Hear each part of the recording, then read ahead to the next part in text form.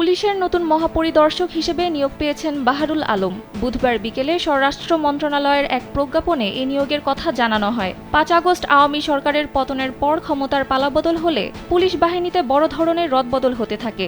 সে সময় আইজিপির দায়িত্বে থাকা চৌধুরী আবদুল্লাহ আল মামুনকে সরিয়ে পুলিশের ৩২তম মহাপরিদর্শক হিসেবে নিয়োগ দেওয়া হয় ট্রাফিক অ্যান্ড ড্রাইভিং স্কুলের কমান্ড্যান্ট মোহাম্মদ মইনুল ইসলামকে।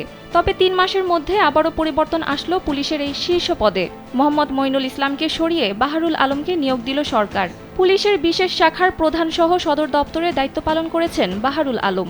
২০০৯ থেকে ২০১৩ সাল পর্যন্ত জাতিসংঘ সদর দপ্তরের শান্তি রক্ষা বিভাগে পুলিশ লিয়াজো অফিসার হিসেবে কর্মরত ছিলেন তিনি।